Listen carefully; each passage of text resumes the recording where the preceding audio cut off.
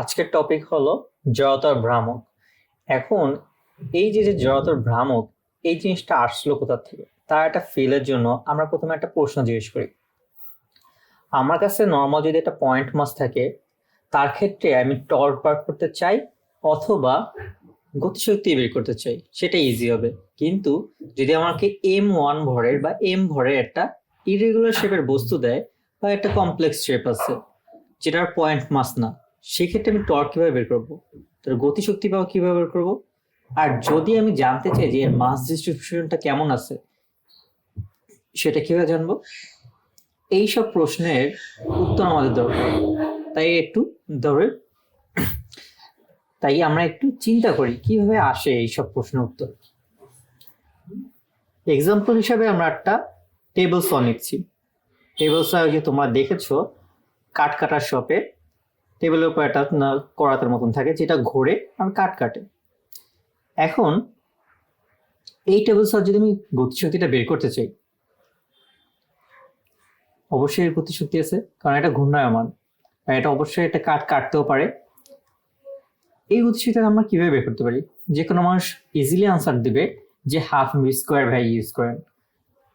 আচ্ছা, ইউজ করলাম, কিন্তু এইখানে একটা প্রশ্ন থেকেই যায়, এটা কি আদৌ আমাদের এই টেবিল স্যার গতিশক্তি দিচ্ছে?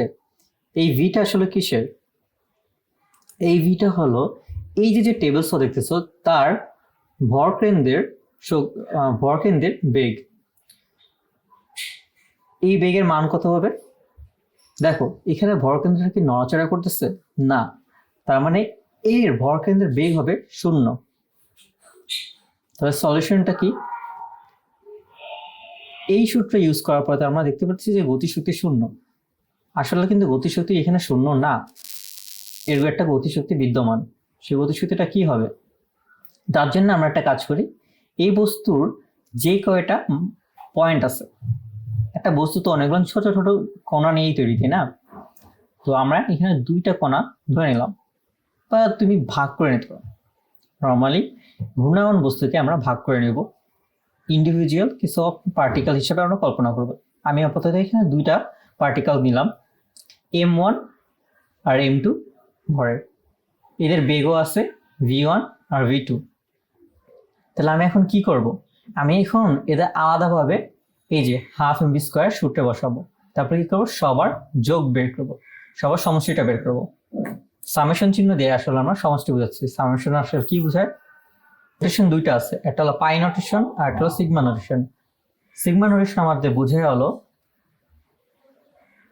এই যে half m1 v1 square plus half m2 v2 square, এভাবে করে তুমি যোগ করতে থাকবা এর লিমিট পর্যন্ত। এখানে একটা লিমিট দেয়া থাকে, ওকে? এরকম করতে করতে আমার যদি n সংখ্যক কণা থাকে, তো আমি n পর্যন্ত যাব। এটা হলো সিগমা নোটেশনের কাজ। পাই নোটেশন কি করে? গুণ করে। তোমার যে এলিমেন্টটা দেয়া আছে সেটা নর্মালি এবার গুণ হতে থাকবে। এই প্রত্যেকটা কণা আলাদা করে আমি যোগ করব। এখন দেখো, যেহেতু এর বেগ বিদ্যমান, সবার বেগ আছে, আর দেখো একটা প্লেনে কেউ কিন্তু অপোজিট ডাইরেকশনের বেগ নেই, সবাই কিন্তু ইউনি ডাইরেকশনাল। মানে যখন ঘুরতেছে তারা সবাই হয় ক্লকওয়াইজ অথবা অ্যান্টি ক্লকওয়াইজ দিচ্ছে। তার মানে এইখানে আমার সমষ্টিটা 0 আসার পসিবিলিটি নাই। তাও একটা ভালো কথা, কিন্তু এখানে আর একটা সমস্যা থেকে যায়, সবার কিন্তু বেগ সেম না। তুমি একটা প্লেনে যখন ঘূর্ণায়মান একটা বস্তুকে তুমি অ্যানালাইসিস করবা, কোনো সময় একই প্লেনে 2টা কণা পাবা না যাদের বেগ সমান। হ্যাঁ, একটা অবজেক্টের মধ্যে 2টা কণার পাওয়া পসিবল যাদের বেগ সমান, কিন্তু একই প্লেনে না, ভিন্ন প্লেনে। তোমরা যারা অলরেডি রোটেশন পড়ে আসছো তারা জানো যে এইখানে একটা বেগ কাজ করতেছে, সেটা হলো ট্যানজেনশিয়াল ভেলোসিটি বা স্পর্শকীয় বেগ। সেটা কি কোন বরাবর কাজ করবে? স্পর্শক বরাবর। তো এইটার বেগ এইদিকে হবে আর এইটার বেগ এদিকে হবে, দুইটার বেগ কিন্তু ডিফারেন্ট, বেগের ডাইরেকশন কিন্তু ডিফারেন্ট আছে। ভ্যালু সেম হতে পারে কিন্তু ডাইরেকশন ডিফারেন্ট। তাহলে এখানে আমরা একটা কি কাজ করতে পারি? একটা ম্যাথমেটিক্যাল ট্রিটমেন্ট ইন্ট্রোডিউস করতে পারি, সেটা হলো ভি ইকুয়াল টু ওমেগা আর। এখানে ওমেগা ধ্রুবক থাকার কারণে আমি কি করতে পারি? সবার জন্য ওমেগা সেম, তাহলে আর এই যে আর স্কোয়ার এটাই শুধু সবার জন্য ডিফারেন্ট, কিন্তু আর যেহেতু একটা ভেক্টর রাশি না, এখানে আমার ক্যালকুলেশন করতে ইজি হবে। তার মানে আমি যদি এই যে এই পার্টটা প্রত্যেকটা অবজেক্টের জন্য আমি বের করতে পারি, ওমেগা স্কোয়ার যেহেতু আমার কনস্ট্যান্ট, তাহলে আমি ইজিলি এই বস্তুর গতিশক্তিটা পেয়ে যাব, তাই না? আচ্ছা, এখন একটু কম্পারিজন করি। রৈখিক গতিশক্তির জন্য এই সূত্রটা কাজ করে, আর কৌণিক গতিশক্তির ক্ষেত্রে আমি এই সূত্রটা ব্যবহার করতেছি, তাই না? তাহলে এদের মাঝখানে কোনো সিমিলারিটি দেখতে পারতেছো? হালকা একটা সিমিলারিটি আমরা দেখতে পারতেছি। এইখানে ভিএন স্কোয়ার আর ওমেগা স্কোয়ার এই দুইটাই কিন্তু আসলে গতি প্রকাশ করতেছে বা বেগ প্রকাশ করতেছে। আর এই যে পার্ট দুইটা দেখতেছো, এরা আসলে কি প্রকাশ করতেছে? এরা বাধা প্রকাশ করে। দেখো, আমরা জড়তা নিয়ে পড়ছি। কোন একটা বস্তু যদি গতিশীল থাকে, গতিশীল বস্তুর এই যে গতীয় অবস্থা সেটা বজায় রাখা, মানে গতিশীল থাকার যে প্রবণতা আছে। আবার কোনো বস্তু যদি স্থির থাকে, সেই বস্তু স্থির থাকার প্রবণতাই হলো জড়তা। এটা আমরা পড়েছি। এখন জড়তা একটা পরিমাপক ছিল, সেটা আমরা নর্মালি ভর দিয়ে প্রকাশ করছি। একটা বস্তুর ভর যত বেশি, তার স্থিতি জড়তা তত বেশি। এটা তো আমরা জানতাম, তাই না? তো এইখানে আমার এম ওয়ান আসলে আমার প্রকাশ করতেছে জড়তা, বা আবার বলতে পারি M1 প্রকাশ করতেছে, মানে এম আমার প্রকাশ করতেছে হলো বাধা। গতিশীল হওয়ার জন্য যে বাধাটা ইন্ট্রোডিউস করতেছে সেটা হলো আমার ভর। আর এইখানে MI RI স্কোয়ার, এই যে ভর আর দূরত্বের যে গুণফল, সেটা আমার কি প্রকাশ করতেছে? কৌণিক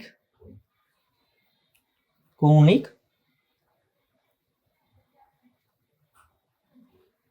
অবস্থার গতি ও বাধা,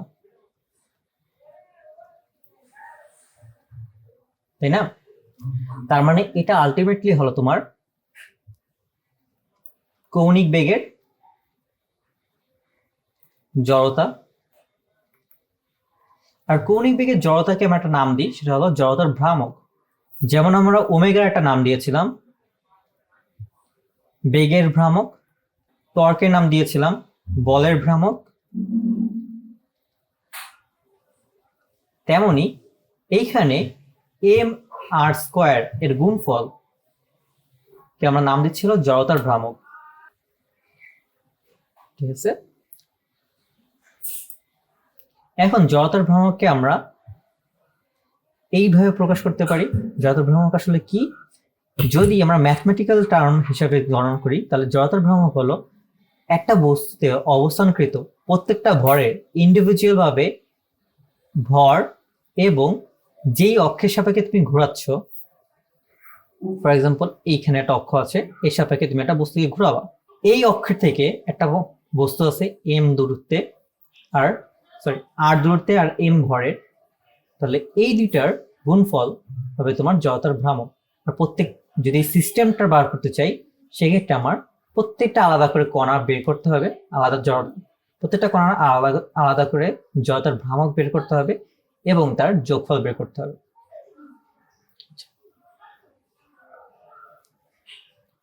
এখন আমরা একটু আগে দেখলাম যে জড়তার জন্য কেন ভর কাজ করে, জড়তার পরিমাপক কেন ভর, সেটা আমরা মোটামুটি ভাবে ফিল করতে পারি। যেমন একটা ভারী বস্তুকে যতটা নাড়াতে কষ্ট হবে, হালকা বস্তুকে ততটাই ইজি হবে। কিন্তু এখানে এই যে লম্ব দূরত্বের কি সম্পর্ক? আর কিন্তু লম্ব দূরত্ব, অক্ষ থেকে লম্ব দূরত্ব, এর কি সম্পর্ক? এই ফিল্ডটা পাওয়ার জন্য আমরা একটা কাজ করি। এই যে একটা রড ধরে নিলাম, এই রডকে আমি প্রথমে কি করব, এর দৈর্ঘ্য বরাবর যে কেন্দ্রটা আছে সেই বরাবর একে ঘোরাবো।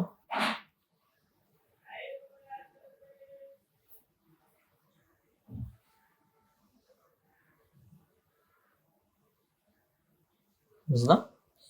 তো এই যে একটা অবস্থা, এই সেন্টার বরাবর যখন ঘুরেছে, আর একটা অবস্থা হলো যখন এই বস্তুটা এই যে প্রস্থ বরাবর যে কেন্দ্র আছে সেই বরাবর ঘুরলো, কোনটায় বেশি কষ্ট হবে? আমার অবশ্যই এটাকে ঘোরাতে কষ্টটা বেশি হবে। তুলনামূলকভাবে এই ক্ষেত্রে আমার সহজ হবে, আমি ইজিলি এটাকে ঘোরাতে পারবো। একই রড যদি আমি কল্পনা করি তাহলে আমার ভর সেম, কিন্তু এইখানে একটা সমস্যা হলো যে এই যে ঘূর্ণন অক্ষটা আছে এইখান থেকে ভরের দূরত্বগুলো একটু বেশি, আর এইখানে এই অক্ষ থেকে ভরের দূরত্বটা আমার কম। তার মানে দূরত্ব আর বাড়লে আমার কষ্ট বাড়ে, বা কিভাবে বলতে পারি বাধা বাড়ে, বাধা বাড়বে। এই কারণেই এই টার্মটা ইন্ট্রোডিউস করা হয়েছে জড়তার ভ্রামকে। ক্লিয়ার একটু? এখন একটু আগে আমরা যে পার্টটা পড়েছি সেইখানে আমরা দেখলাম যে যদি আমার কাছে একটা অক্ষ থাকে আর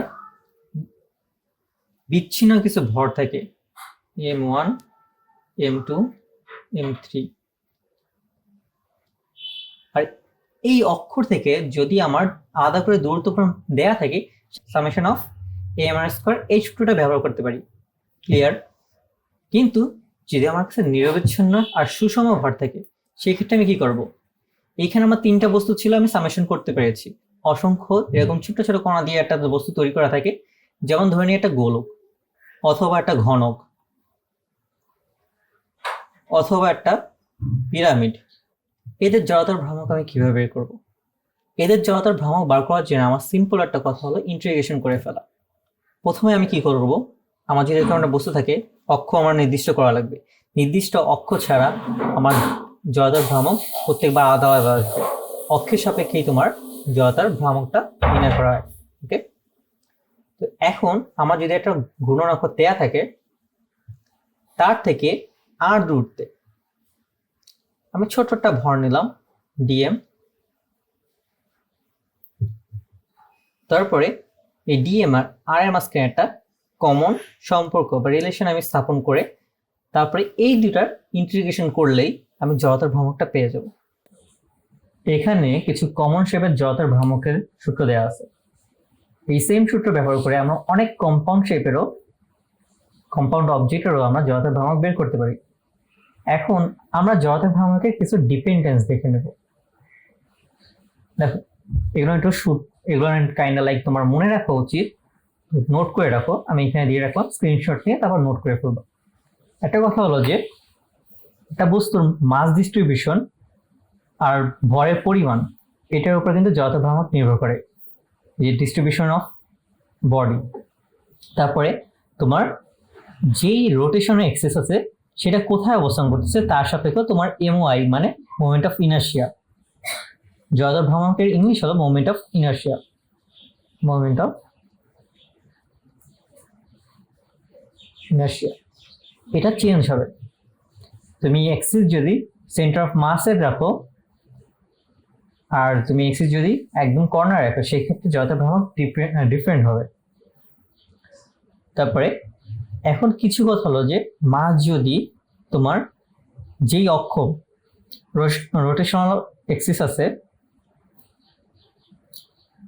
দেখো রোটেশনাল এক্সিস এইখানে আছে, তোমার প্রথমে অবজেক্টটা ছিল এই যে এইভাবে এরকম জায়গায়, তুমি যদি মাসটা শিফট করে নিয়ে আসো, শিফট করে এইখানে নিয়ে আসো, এর জড়তার ভ্রামক চেঞ্জ হবে না। ঠিক আছে? আবার তুমি যদি এটা কম্প্রেস করে ফেলো, কম্প্রেস করে মানে তুমি ভর সেম রাখলা কিন্তু এর আয়তন কমায় ফেললা, সেক্ষেত্রে তোমার জড়তার ভ্রামক চেঞ্জ হবে না। আবার ধরো তোমার কাছে একটা বস্তু আছে আর এই যে তোমার রোটেশনাল এক্সিস,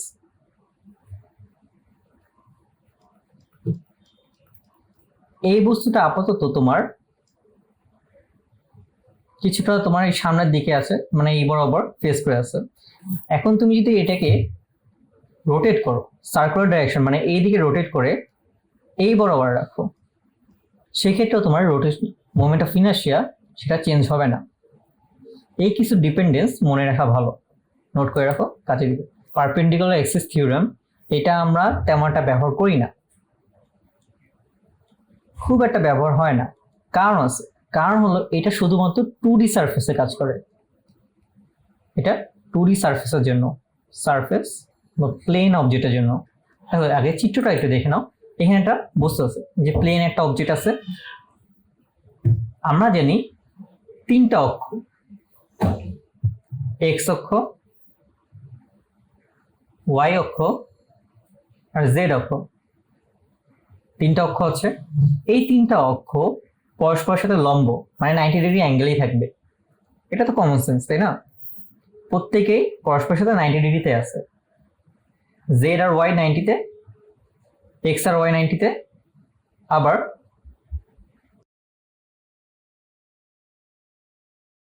জেড আর এক্সও তোমার 90-তে, পরস্পরের 90 ডিগ্রি অ্যাক্সিসে আছে, মানে 90 ডিগ্রি কোণে আছে। এখন সূত্রটা কি বলতেছে, যদি একটা প্লেনে দুইটা অক্ষ থাকে, তো একটা প্লেন তো দুইটা অক্ষ নিয়েই তৈরি হয়, যেমন এখানে এক্স আর ওয়াই অক্ষ নিয়ে তৈরি হয়েছে। আবার যদি কোনো একটা অবজেক্ট এই যে এই বরাবর থাকতো, সে জেড আর ওয়াই অক্ষ নিয়ে তৈরি হয়েছে। তো একটা দুইটা প্লেনার অ্যাক্সিস বরাবর তোমার জড়তার ভ্রামকের যোগফল হবে ওই দুইটা মানে ওই প্লেনের উপর লম্ব আকারে যে অ্যাক্সিসটা আছে তার জড়তার ভ্রামকের সমান। সিম্পলি বললে এক্স আর ওয়াই অক্ষের সাপেক্ষে দুইবার জড়তার ভ্রামক বের করলাম, তাদের যোগফল হবে হলো এই যে প্লেনের উপর লম্ব কোন অ্যাক্সিসটা আছে, জেড অ্যাক্সিস, তো তার সাপেক্ষে জড়তার ভ্রামক বের করার সমান। ক্লিয়ার? এখন এখানে তোমার সূত্রের প্রমাণটা দেওয়া আছে।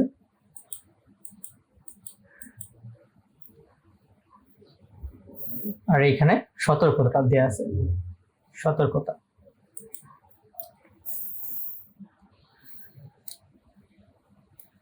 ডিস্কের জড়তার ভ্রামক বের করার জন্য আমি সূত্র ব্যবহার করব আর স্কয়ার ডিএম। এটা আমার জড়তার ভ্রামক বের করার। এটার ব্যাসার্ধ যদি আমার আর হয় আর ভর যদি হয় এম, তাহলে আমি একটা কাজ করি, এইখান থেকে কেন্দ্র থেকে এক্স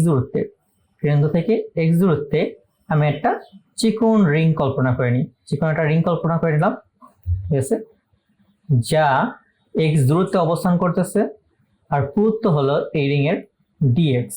আর এই যে রিংটা আছে তার ভর ধরে নিলাম ডিএম। ক্লিয়ার? তাহলে এই ডিএমটা কত সেটা আমার বের করতে হবে। আমার পাই আর স্কয়ার, এই পুরা ডিস্কের, এটা একটা ডিস্কের এরিয়া হলো, আচ্ছা আমি এটা মিটার স্কয়ার ধরে নিচ্ছি, এত মিটার স্কয়ার। এর জন্য আমার ভর দেয়া আছে এম, তাহলে 1 মিটার স্কয়ারের ভর হবে M by pi R square. এখন ডিএম কার ভর? ডিএম হলো এই যে এই রিংটার ভর, আর রিংটার এরিয়া কত হবে? এই রিং এর এরিয়া হলো টোয়াইস পাই এক্স।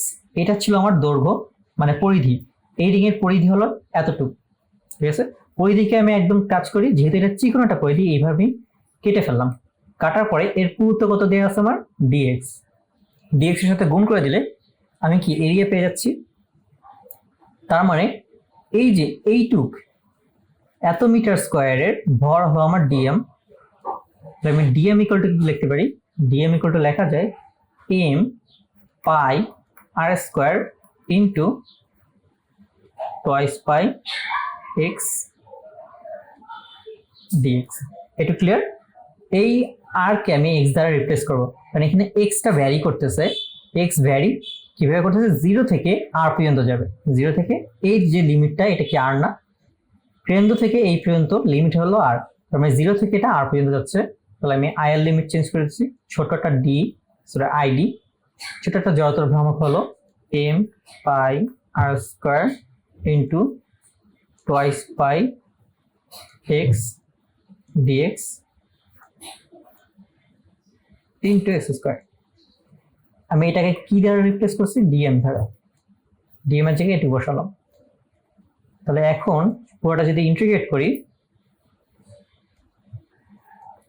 0 থেকে আর পর্যন্ত, পাই পাই কাটা, এক্স কিউব আসবে m by r square into x cube, x square into x গুণ হলো x cube into dx. X কিউবকে যদি আমি ডিএক্স এর সাপেক্ষে, সরি এখানে 2 তো আছে,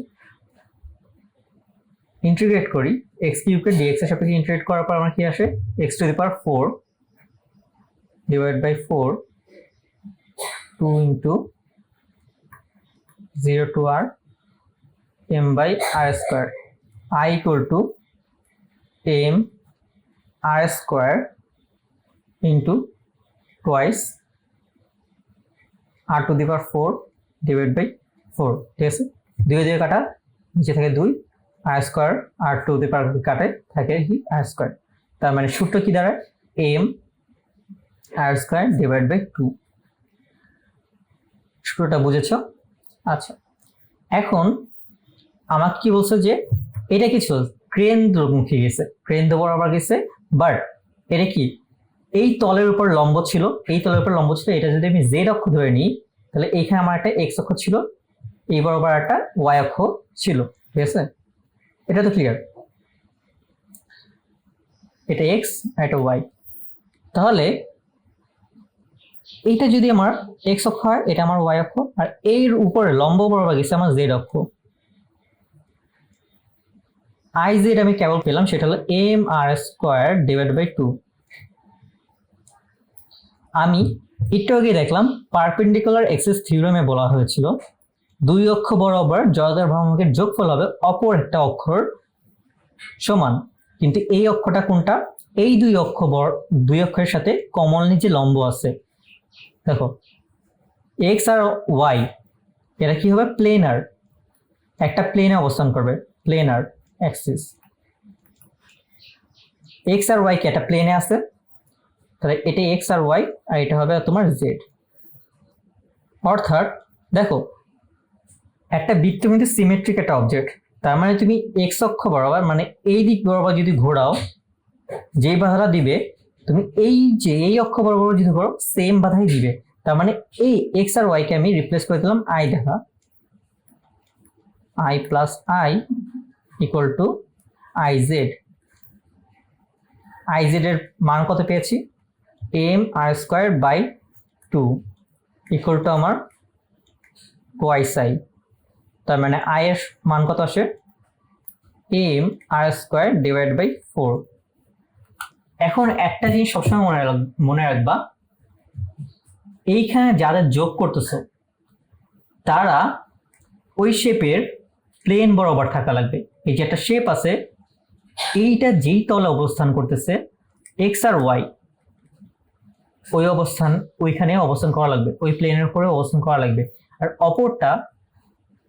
অপর এক্সিস এদের উপর লম্ব থাকবে, মানে ওই প্লেনের উপর লম্ব। এটা কি পারপেন্ডিকুলার টু, এটা নিয়ে অবশ্যই সতর্ক থাকবা।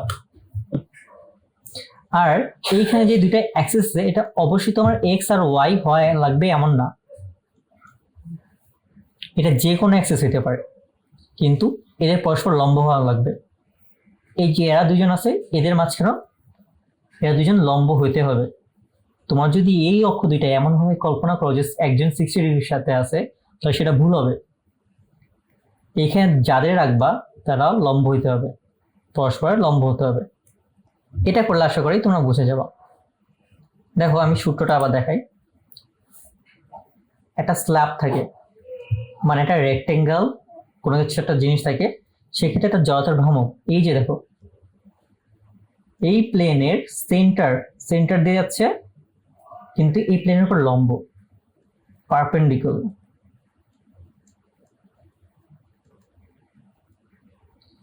এই স্ল্যাবের উপরে পারপেন্ডিকুলার আর এর সেন্টার থেকে যাচ্ছে, তাহলে তার সূত্রটা কি, I equal to 1/12 M into প্রস্থ স্কোয়ার প্লাস দৈর্ঘ্য স্কোয়ার। এটা মনে রাখবা, কারণ এটা আমরা এখন ব্যবহার করব। এই যে এখানে দেখো এক্স দ্বারা আমরা কি প্রকাশ করি, এক্স আর ডট, এই দুইটা দিয়ে একটা প্রকাশের নিয়ম আছে। ধরো তোমার একটা স্ল্যাব আছে, অথবা যে কোনো একটা বস্তু থাকুক, সেটা ব্যাখ্যা করতেছে না, আমরা কিন্তু এক্স অক্ষ আর ওয়াই অক্ষ এইভাবে বুঝাইতে পারবো। এই যে একটা এক্স দিয়ে দিই, এটা ওয়াই, এইভাবে এক্স দিয়ে দিই, এটা এই জন্য প্রচলিত একটা জিনিস। বাট জেড অক্ষটা, জেড অক্ষ কিন্তু পারপেন্ডিকুলার যাচ্ছে, 3D ছাড়া এটা বোঝানো কঠিন। তাই আমরা কি করি, এই যে জেড অক্ষ যদি এইভাবে কোনো একটা বস্তুর মধ্য দিয়ে পাস করে, ঠিক আছে, তাহলে এখানে দুইটা জিনিস হয়। তীর দেখছো না তোমরা, এরকম থাকে, দেখছো না? আচ্ছা, এই যে এই মাথাটা কি চোখা থাকে, সো এইটা হলো সেই মাথাটা। তার মানে কোনো বস্তু যদি উপর দিকে যায় সেক্ষেত্রে আমরা এই সাইনটা ইউজ করি, আর কোনো একটা বস্তু যদি ভিতরের দিকে যায় মানে নিচের দিকে, সেক্ষেত্রে আমরা এই সাইনটা মানে এক্স এটা ব্যবহার করি, মনে থাকবে। তো এইখানে হচ্ছে কি এক্সিসটা নিচের দিকে যাচ্ছে, নিচের দিকে যাচ্ছে। আমাকে বলা হয়েছে যে এ যদি এই বর্গাকার বস্তুর দৈর্ঘ্য হয়, তবে এই যে এই অ্যাক্সিসটার সাপেক্ষে জড়তার ভ্রামক বের করো। ক্লিয়ার? প্রশ্নটা ক্লিয়ার? এখন আমি এই যে এক্স এর সাপেক্ষে জড়তার ভ্রামক জানি। জড়তার ভ্রামকটা কি? I equal to m 1/12 a square plus B square, এটা ছিল আমার সূত্র। যেহেতু এটা বর্গ, এটা বর্গ, তার মানে এ আর বি সেম হবে, তাহলে থাকে কি 6। ঠিক আছে, আমি এক্স এর সাপেক্ষে জড়তার ভ্রামক পেলাম। এখন একটা জিনিস খেয়াল করো, এটা যদি আমার এক্স এক্সিস হয় মানে এক্স অক্ষ, আর এটা যদি ওয়াই অক্ষ হয়, এটা ওয়াই অক্ষ। ক্লিয়ার? আমার দুইটা অক্ষ দেয়া আছে। পারপেন্ডিকুলার এক্সিস থিওরেম থেকে জানি I Z equal to I X plus I Y. এখন এটা এক্স অক্ষ, এটা ওয়াই অক্ষ, আর এই যে এটা যেটা আছে এটা হলো আমার জেড অক্ষ। জেড অক্ষ বরাবর আমি জড়তার ভ্রামক পেয়েছি, এই অক্ষটা বরাবর আমার জড়তার ভ্রামক বের করতে হবে। সরি, একটু ভুল বলেছি। তো এটা কি এক্স অক্ষের থিটা ডিগ্রি অ্যাঙ্গেল আছে, এই বরাবর আমি এর জড়তার ভ্রামক ধরে নিলাম আই নট। আই নট আমি বুঝলাম। একটা জিনিস খেয়াল করো, এক্স অক্ষ থেকে এটা থিটা ডিগ্রি অ্যাঙ্গেল আছে, এখানে একটা অক্ষ কল্পনা করে নিলাম যেটা ওয়াই অক্ষের সাথে থিটা ডিগ্রি অ্যাঙ্গেল আছে। এক্স আর ওয়াই অক্ষের মধ্যে কোণ হলো আমার 90 ডিগ্রি। একটা জিনিস চিন্তা করে বলো, তাহলে এইটুকের অ্যাঙ্গেল কত হবে? আমি যদি এক্স আর ওয়াই অক্ষকে দুইটাকে একসাথে ধরে থিটা ডিগ্রি অ্যাঙ্গেল ঘোরায় দিই, তাহলে কি এরকম আসার কথা না? তার মানে এদের অ্যাঙ্গেলও 90 ডিগ্রি। আমার পারপেন্ডিকুলার যে এক্সিস থিওরেমটা ছিল সেখানে বলা হয়েছিল যে একটা অবজেক্টে যেই প্লেনে অবস্থান করতেছে সেখানে দুইটা অক্ষ ধরবো যারা পরস্পরের লম্ব, আর প্লেনটার উপরে লম্ব আরেকটার আইজেড। আচ্ছা, আমি একটু কঠিন করে বললাম। দেখো, আমি তোকে বলছিলাম যে এক্স আর ওয়াই অক্ষ হতে হবে, এটা কিন্তু ম্যান্ডেটরি না। এমন দুইটা তুমি অক্ষ ধরতে পারবা যারা পরস্পরের সাথে 90 ডিগ্রিতে আছে। এইখানে এটা যদি এক্স প্রাইম হয়, এটা যদি ওয়াই প্রাইম হয়, আর এরা পরস্পরের সাথে 90 ডিগ্রি অ্যাঙ্গেল আছে, এটা তো আমি কনফার্ম। আর এরা কি একটা প্লেনে অবস্থান করতেছে, এটাও আমি কনফার্ম। তার মানে এই যে জেড অক্ষটা আছে যেটা ভিতর দিকে যাচ্ছে, সেটা তো এদের সাথে এই প্লেনের উপরেই লম্ব, তাই না? জেড অক্ষ তো এই প্লেনের উপরে লম্ব, তার মানে এই কন্ডিশন কি স্যাটিসফাই করতেছে। তার মানে এখানে আমি আই জেড এর জায়গায় লিখতে পারি আই, আর আই এক্স এর জায়গায় লিখতে পারি আই নট। দেখো, যেহেতু এটা বর্গ, এটা যদি আমি রোটেট করে দিই, রোটেট করে দেওয়ার পরে এই দিক থেকে যদি দেখি, তাহলে কি এই যে এটার সাথে এই সাইড দিয়ে দেখলে আর এই সাইড দিয়ে দেখলেই আমার কি আইডেন্টিক্যাল না? তার মানে এখানে আই নট, এখানেও আই নট হতে পারে, দুইটা মিলে হলো টোয়াইস আই নট। ক্লিয়ার?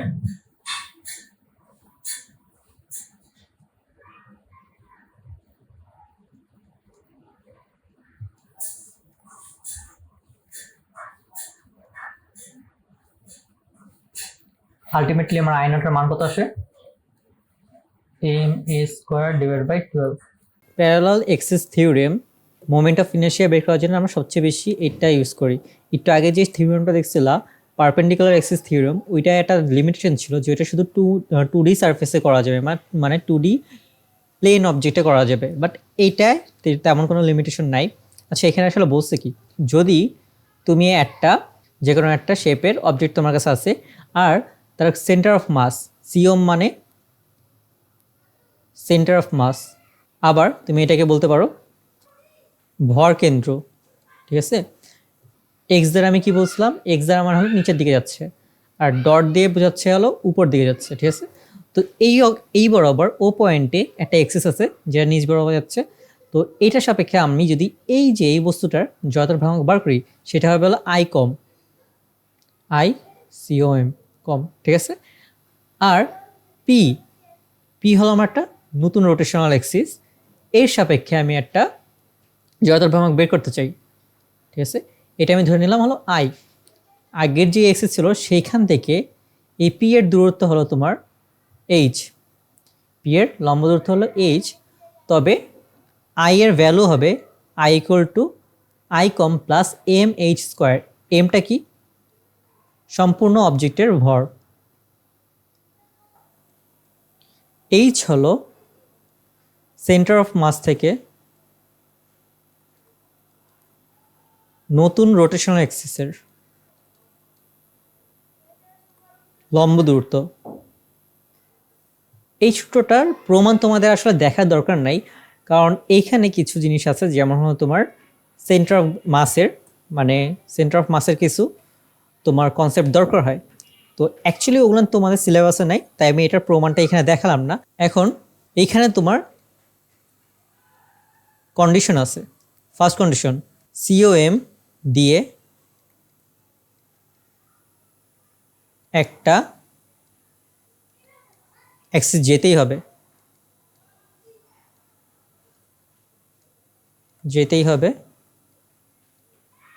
আর সেটাই হবে আই সিওএম, ঠিক আছে। সেকেন্ড কন্ডিশন, এই যে সিএম বা সেন্টার অফ মাস থেকে যেই অ্যাক্সিসটা গেছে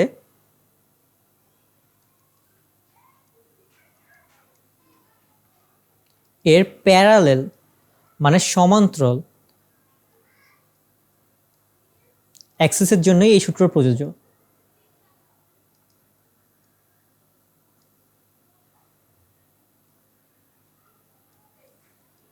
ওকে, তো এইখানে যে পি, এই যে রোটেশনাল অ্যাক্সিস এই পি দেখতেছো,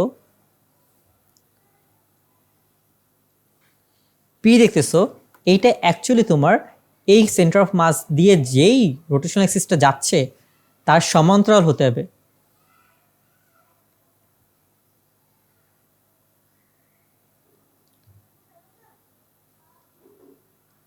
মানে তোমার এটা যদি আমি একটু অন্যভাবে আঁকি, এই যে এভাবে আঁকলাম, এটা হলো তোমার সিওএম মানে সেন্টার অফ মাস থেকে যাচ্ছে এটা, ঠিক আছে। তো এই অ্যাক্সিসের সাপেক্ষে তুমি যদি এই বস্তুটাকে রোটেট করো মানে ঘোরাও, তবে এর মোমেন্ট অফ ইনার্শিয়া হবে আইসিওএম। এটা ক্লিয়ার? তারপরে আমার এখন কেউ জিজ্ঞেস করলো যে এইখানে একটা অ্যাক্সিস আছে যেটা এই আইসিওএম এর সমান্তরাল আছে, প্যারালাল আছে। এটা যদি এরকম ট্যারা হইতো তবে এই সূত্র কাজ করতো না, অথবা এরকম হইতো সেক্ষেত্রেও কাজ করতো না এই সূত্র। অবশ্যই তোমার প্যারালেল হতে হবে মানে সমান্তরাল হতে হবে। এখন সমান্তরাল হওয়ার পরে এইখান থেকে এই এক অক্ষের লম্ব দূরত্ব, অক্ষ পর্যন্ত লম্ব দূরত্ব হবে এইচ। তবে এটার সাপেক্ষে এখন যদি তুমি রোটেট করো নতুন মোমেন্ট অফ ইনার্শিয়া পাবা আই, সেই আই হবে আই ইকুয়াল টু আইসিওএম প্লাস ওই বস্তু ভর ইন্টু এদের মধ্যবর্তী দূরত্বর স্কোয়ার। ক্লিয়ার এই সূত্রটা? ওকে, এখন এই প্রবলেম নিয়ে এই থিওরেম নিয়ে আমরা দুই একটা প্রবলেম সলভ করব। দেখো এই যে একটা প্রবলেম দেওয়া আছে, আর সলিড স্পিয়ার, আমি বাংলা ভার্সন আর ইংলিশ ভার্সন দুইটা একসাথে রেখেছি, তোমরা যেইটা সুবিধা হয় সেটা পড়বা। প্রশ্নটা একটু পড়ো, তারপরে আমি ম্যাথটা করা শুরু করব। একটা টোয়াইস আর দৈর্ঘ্যের রড আছে, সেই রডের দুই প্রান্তে দুইটা আর সরি এখানে একটা ভুল লেখা আছে।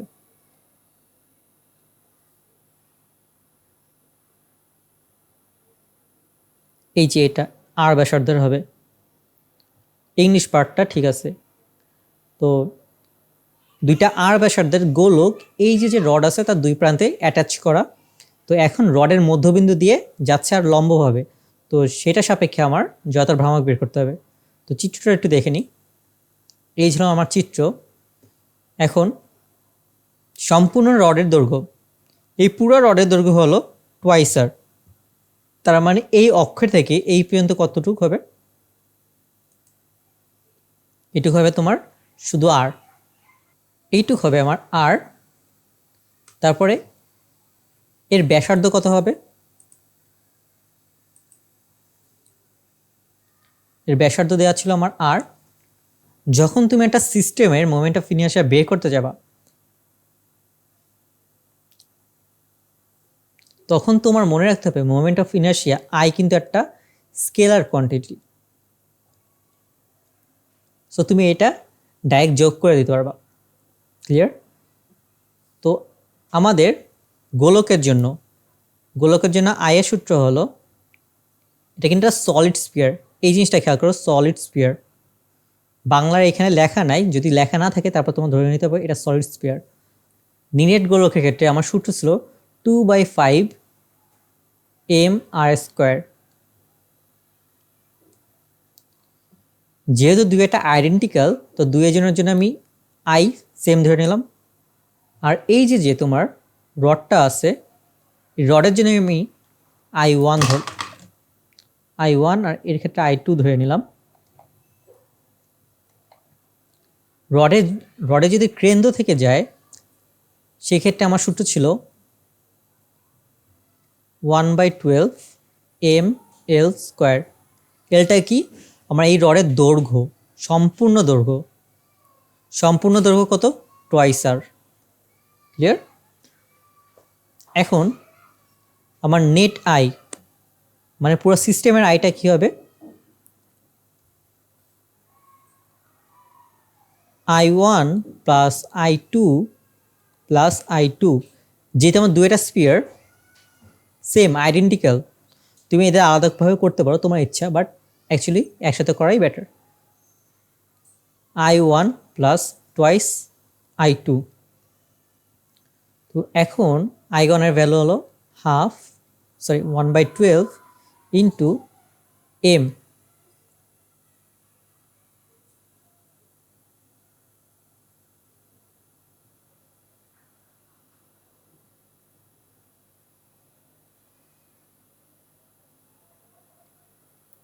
Plus 2 into 2/5 mr²। ওকে, এটাই তো। যদি ভেবে থাকো এটুকুই শেষ, তাহলে একটু ভুল ভাবতেছো। কারণ দেখো, আমরা স্পিয়ারের ক্ষেত্রে, স্পিয়ারের জন্য যে সূত্রটা তোমাদের দেখাইছিলাম, এইখানে দেখো সলিড স্পিয়ারের ক্ষেত্রে অ্যাক্সিসটা কোথা থেকে যাচ্ছে, অ্যাক্সিসটা কোন বরাবর, কেন্দ্র বরাবর, একদম এর সেন্টার বরাবর যাচ্ছে 2/5 mr², তাই না? বাট এখানে কি এটা কেন্দ্র বরাবর যাচ্ছে, আমার অক্ষ কি কেন্দ্র বরাবর? দেখো অক্ষটা আমার কেন্দ্র বরাবর না, অক্ষটা আমার কেন্দ্রের থেকে দূরে আছে। কতটুকু দূরে একটু খেয়াল করো। প্রথমে এইটুক হলো আমার আর, তারপর এইখান থেকে এর সেন্টার পর্যন্ত আবার আর, তার মানে আমার দূরত্ব কত, নেট দূরত্ব অক্ষর থেকে টোয়াইস আর। ওকে, প্যারালাল অ্যাক্সিস থিওরাম, সেখানে বলা ছিল m ইন্টু h²। এইচটা এখানে কত, টোয়াইস আর। এইচটা আমার টোয়াইস আর, অক্ষ থেকে আমার টোয়াইস আর দূরত্বে হলো সেন্টার অফ মাসটা অবস্থিত। গোলকের সেন্টার অফ মাস কোথায় হয়, তার সেন্টারে।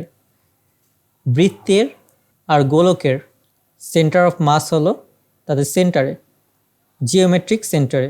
তো এইখানে এটা হবে টোয়াইস আর হোল স্কোয়ার। ক্লিয়ার? আচ্ছা, এখানে এলটা আমি এখন রিপ্লেস করি নাই, এলটা হবে টোয়াইস আর। এখন হিসাব করলে যেটা হবে সেটা হলো তোমার আনসার। ইজি না এটা? আচ্ছা, এইখানে একটা জিনিসের সমস্যা আমি খেয়াল করতেছিলাম করার সময়, যে আমি রডের ভরটা দিই নাই। রডের ভরটাও ছিল এম, রডের ভরটাও এম ছিল, আমি আসলে দিতে ভুলে গেছিলাম টাইপ করার সময়। এই প্রবলেমটা করলে তোমরা ক্যাভিটি সম্পর্কে একটা ধারণা পেয়ে যাবে।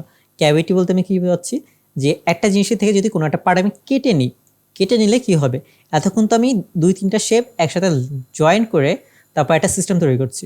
বাট এইখানে হচ্ছে কি, আমি হালকা একটা পার্ট কেটে ফেলাই দিচ্ছি। একটা নিরেট সমবাহু ত্রিভুজ আছে, 3 বাহু দেয়া আছে আর এদের মধ্যবিন্দু দেয়া আছে। এবিসি ত্রিভুজের মধ্যবিন্দু হলো জি। এই বিন্দুর উপর লম্ব এবং গমনকারী ও ঘূর্ণনাক্ষের সাপেক্ষে জড়তার ভ্রামক হলো I0। যদি ছোট ত্রিভুজ ডিইএফ এই যে এটা যদি কেটে ফেলা হয় তবে এবিসি ত্রিভুজের জড়তার ভ্রামক কত হবে। তার মানে এই যে আমি কালার করে দিলাম, তো এই পার্টটা জড়তার ভ্রামক কত হবে সেটা বের করতে বলছে। তো এটার জন্য আমি প্রথমে কি করব, পুরো ত্রিভুজের I0টা বের করি। I0 দেখো আমরা এতক্ষণ জড়তার ভ্রামক যখনই বের করছি I ইন্টু যে কোনো একটা কনস্ট্যান্ট ইন্টু তোমার ভর, তারপরে বৃত্তের ক্ষেত্রে আমি ব্যাসার্ধ আনছি, তারপরে তোমার ধরো দৈর্ঘ্য আনছি হলো তোমার কোনো একটা আয়তাকার বস্তুর ক্ষেত্রে বা তোমার একটা রডের ক্ষেত্রে। তার মানে আমি একটা জিনিস বুঝতে পারতেছি যে এই ত্রিভুজের ক্ষেত্রে এই ত্রিভুজের যখন সূত্র আমি বের করব তখন এইখানেও একটা কমন প্যাটার্ন ফলো করবো, সেটা হলো একটা কনস্ট্যান্ট ইন্টু ভর ইন্টু সামথিং কিছু একটা হবে, তাই না? তো ধরে নিই একটা কনস্ট্যান্ট, পুরোটার ভর যদি এম হয়, পুরোটার ভর এম ধরে নিচ্ছি, তো পুরোটার ভর যদি এম হয় আর এর এরিয়া যেহেতু এটা 2D সারফেস, দেখো ইকুইল্যাটারাল ট্রায়াঙ্গেল বলছে, পিরামিড বলে নাই, মানে এটা কোনো ঘনবস্তু না, এটা একটা 2D সারফেস। এই ক্ষেত্রে এর এরিয়া হবে √3/2 3/4 a স্কোয়ার, তাই না? এ হলো তোমার যে কোনো একটা বাহুর দৈর্ঘ্য, আমি ধরে নিচ্ছি যে কোনো একটা বাহুর দৈর্ঘ্য। তার মানে মাস ডেনসিটি মানে কি, একক ক্ষেত্রফলে কতটুকু ভর আছে সেটা হলো তোমার মাস ডেনসিটি √3/2 a স্কোয়ার। আচ্ছা তাহলে মাস ইকুয়াল টু আমি কি লিখতে পারি, sigma into √3/4 a square M into a square. এটা আমি ধরে নিচ্ছি এর সূত্র, আমি কিন্তু ধরে নিচ্ছি। তো কে ইন্টু মাসের জায়গায় আমি বসাচ্ছি sigma into √3/4 a square into a square. Okay, তো এখন এটা দেখো এটা একটা কনস্ট্যান্ট, এই পার্টটা একটা কনস্ট্যান্ট, তারপরে এটা তো আরেকটা কনস্ট্যান্ট। এই কয়টা কনস্ট্যান্ট যদি পরস্পরের সাথে গুণ হয় তার ফলে কি নতুন আরেকটা কনস্ট্যান্ট সৃষ্টি হওয়ার কথা না? আচ্ছা, গুণ করার পর নতুন আরেকটা কনস্ট্যান্ট কে প্রাইম আমি ধরে নিলাম। তো এখানে কি কি গুণ হচ্ছে, কে প্রাইম,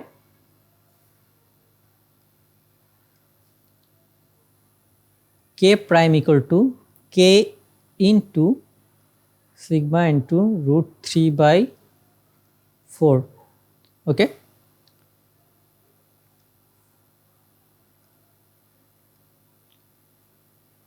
ইন্টু লিখতে পারি a⁴,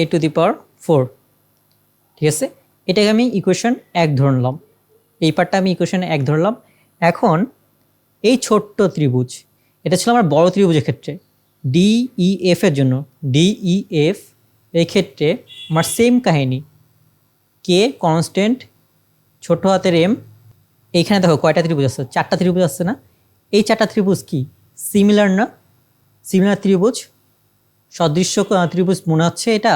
দেখো নর্মাল ব্যাপার আমি বলি, একটা সমবাহু ত্রিভুজের এভাবে 2 ভাগে ভাগ করছো না, তাহলে এইখানে তোমার নতুন ত্রিভুজ তৈরি হয়েছে 2 স্কোয়ার। এখানে যদি আরেকটা আবার এখানে একটা মধ্যবিন্দু নিয়ে আসো, তারপর ভাগ করো, তার ফলে এখানে কি আরেকটা ত্রিভুজ তৈরি হবে না? দেখো এখানে কয়টা তৈরি হয়েছে, 1 2 3 4, আবার 4টা, এইখানে আবার ভাগ করলা, এইখানেও 4টা তৈরি হলো, ঠিক আছে? আবার এইখানেও 4টা, 4 4 4, আবার মাঝখানেও তোমার 4টা আসবে। কত হলো মোট? এখানে মোট আসলো তোমার 16টা। তো এইখানে তুমি কি করছো, একটা বাহুকে 4 ভাগে ভাগ করছো, ঠিক আছে? তো মনে রাখবা সমবাহু ত্রিভুজের একটা বাহুকে যেই কয় ভাগে ভাগ করবা তার বর্গের সমান ত্রিভুজ উৎপন্ন হবে। এইখানে তুমি একটা বাহুকে 2 ভাগে ভাগ করছো, তার মানে তোমার 4টা সদৃশ্য 4টা ত্রিভুজ তৈরি হয়েছে। তার মানে এই পুরা এমকে আমি লিখতে পারি 4m। ক্লিয়ার? তো এম এর জায়গায় আমি রিপ্লেস করে দিলাম m/4 sigma into √3/4 a square. এটা হলো ছোট্ট ত্রিভুজের বাহুর দৈর্ঘ্য। ক্লিয়ার? তো এখন দেখো আবার এই পার্টটা কিন্তু একটা কনস্ট্যান্ট এসে পড়লো। এই পার্টটা একটা কনস্ট্যান্ট না? এই পার্টটা, এই যে উপরের পার্টটা, আমি আবার একটু কালার চেঞ্জ করে দেখাই। কে ইন্টু সিগমা ইন্টু √3/4, এই পার্টটা কি? এই যে আমার কে প্রাইম, এখানে লিখতে পারি আমি কে প্রাইম ইন্টু, নিচে ছিল a square into a square divided by 4 into 4। মোট আমার এখানে কত হলো? K prime into a⁴ divided by 16। এইটা কি ছিল? আই নটের ভ্যালু কত ছিল? কে প্রাইম ইন্টু a⁴ তো এটা কত আসলো? I naught divide by 16। এটা আমার 2 নং সমীকরণ। এখন ক্যাভিটির ক্ষেত্রে আমরা কি করি? যখন একটা বস্তু থেকে কোনো একটা পার্ট কেটে নেওয়া হয়, জড়তার ভ্রামক কি করতে হয়? ওইটা থেকে বাদ দিতে হবে। মানে কি? আই যদি এখন এই নতুন সিস্টেমের জড়তার ভ্রামক হয়ে থাকে, তা আগে কি ছিল? আই নট মাইনাস এই যেই পার্টটা কেটে ফেলছি, ডিইএফ পার্টটা কেটে ফেলছি না, তাহলে তার জড়তার ভ্রামক ধরে নিলাম হলো আই প্রাইম।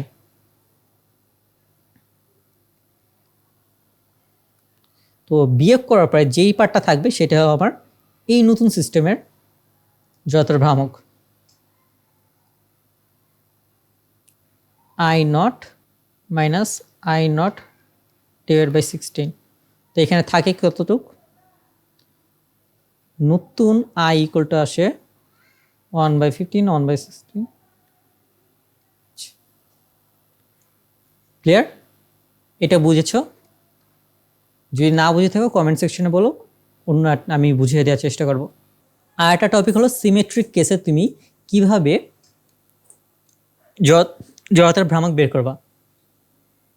দেখো এইখানে যে প্রশ্নটা দেওয়া আছে, এখানে 2টা প্রশ্ন দেওয়া আছে। একটা হলো একটা সলিড স্ফিয়ার, আর একটা হলো তোমার ডিস্ক। সলিড স্ফিয়ারের উপরের পার্টটা, মানে এটাকে আমি বলতে পারি সলিড হেমিস্ফিয়ার, আর তোমরা যদি চাও সেমিস্ফিয়ারও বলতে পারো, সেমিস্ফিয়ার। আর এখানে একটা ডিস্ক আছে, ডিস্ককে তোমার পাইয়ের মতন বা পিৎজার স্লাইসের মতন কাটা হয়েছে। কাটার ফলে এই কয় ভাগে কাটা হয়েছে? 1 2 3 4, মোট 8 ভাগে কাটা হয়েছে। আর 1/8 এই পার্টটার তোমার জড়তার ভ্রামক বের করতে বোঝাচ্ছে। তো আমরা একটু দেখি কিভাবে বের করা যায়। দেখো উপরের পার্টটা আই নট, আর নিচের পার্টটা কি সিমেট্রিক্যাল না? যেহেতু এটা সেমিস্ফিয়ার আর এটা সুষম একটা গোলক, সুষম নিরেট একটা গোলক, তাহলে উপরে যে ভর থাকবে নিচে একই ভর থাকবে, আর উপরে যে জড়তার ভ্রামক থাকবে নিচে একই জড়তার ভ্রামক থাকার কথা। এখন যদি আমি ফুল সিস্টেমের জড়তার ভ্রামক ধরে নিই আই, যেটা আমরা জানি 2/5 m² এটা তো আমরা জানি, তাই না? এখন আই সমান সমান আমি কী লিখতে পারি? দেখো আমরা এতক্ষণ অনেক কয়টা ম্যাথ দেখেছি, সেই ক্ষেত্রে আমরা যখন সিস্টেমের ম্যাথগুলো করি তখন কি করি? জড়তার ভ্রামকগুলো যোগ করে দিই। তার মানে উপরের জড়তার ভ্রামক প্লাস নিচের পার্টের জড়তার ভ্রামক যোগ হবে। আর এম কি? এই উপরের পার্ট আর নিচের পার্টের যোগফল না? তাহলে এম ইকুয়াল টু লিখতে পারি m1 প্লাস m1। আইডেন্টিক্যাল হওয়ার কারণে দুইজন তো সেম, আমি তো নোটেশনও সেম দিলাম। তার মানে এইখানে হওয়ার কথা তোমার twice I not equal to 2/5 twice m1r²। 2 কাটা থাকে আমার I not equal to 2/5 m1r²। এটা কি আমার নর্মাল সলিড স্ফিয়ারের ক্ষেত্রে যে সূত্রটা ছিল ওইটা। তো এই পার্টটা বুঝছো। এখন নেক্সট প্রবলেমটা একটু দেখি। নেক্সট যেটা ছিল আমাদের পিৎজা স্লাইস। দেখো পিৎজা স্লাইস পুরোটার ভর যদি আমার এম হয়, প্রত্যেকটা আইডেন্টিক্যাল শেপে কাটা হয়েছে, এটা M1, M2, M3, M4, M5 এ করতে করতে 8টা, M8, ঠিক আছে। ব্যাসার্ধ তো সবার সেম।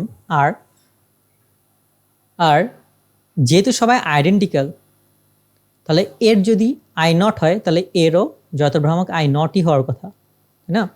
তো পুরো সিস্টেমের যতভ্রামক আই হলে আমি ডিক্সের সূত্র জানি, m R square divided by 2। I ইকুয়ালটা আমি কি লিখতে পারি, 8 ইন্টু, আচ্ছা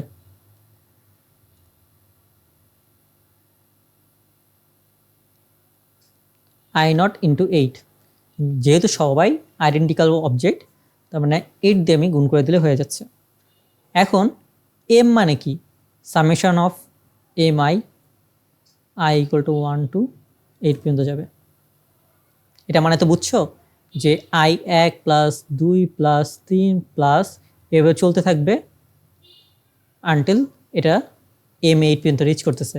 আর এখানে সবাই যেহেতু আইডেন্টিক্যাল অবজেক্ট, আবার বলতেছি সবার মাস সেম হবে, M2 equal to M1 equal to M3। তার মানে আমি মাস ইকুয়াল টু বড় হাতের M ইকুয়াল টু লিখতে পারি 8 ইন্টু M1 লিখতেই পারি।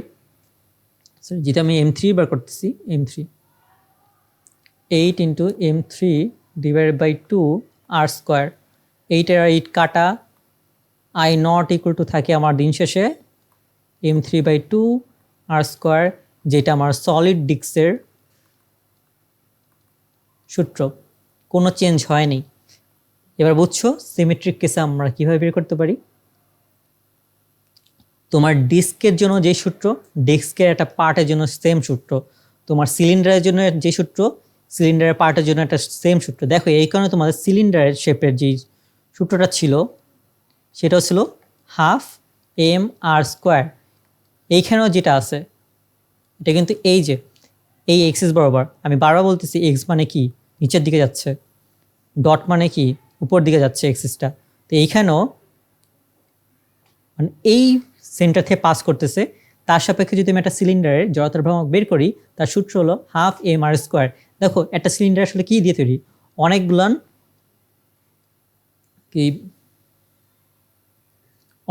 ছোট ছোট ডিস্ক, মানে সেম সাইজের অনেকগুলান ডিস্ক একটার উপর একটা স্ট্যাক করে দেওয়ার পরে একটা সিলিন্ডার তৈরি হয়। এটা তো কল্পনা করতে পারতেছো, তাই না? এবার বুঝছো কেন সূত্রগুলো সেম হয়। তো সিলিন্ডারের একটা পার্ট হলো ডিস্ক, ডিস্কের একটা পার্ট হলো এই যে স্লাইস। তো তোমাদের সব করার সূত্র প্রায় সেম, কারণ তোমার মাস ডিস্ট্রিবিউশন সবার জন্য সেম। মাস ডিস্ট্রিবিউশন কীভাবে সেম, তুমি সাইড থেকে কল্পনা করো, এই সাইডটা কি এরকম একটা কার্ভ তৈরি করতেছে না? এই কার্ভের যদি আমি লেন্থ বের করতে চাই 2πr, কতটুকু অংশ কাটছে সেটা এই ডিগ্রি থিটার উপর নির্ভর করতেছে, তাই না? তো এইখানে একই রকম, এই থিটার উপরে এটা কত 360 ডিগ্রি, এইখানে পুরোটার উপরে নির্ভর করতেছে।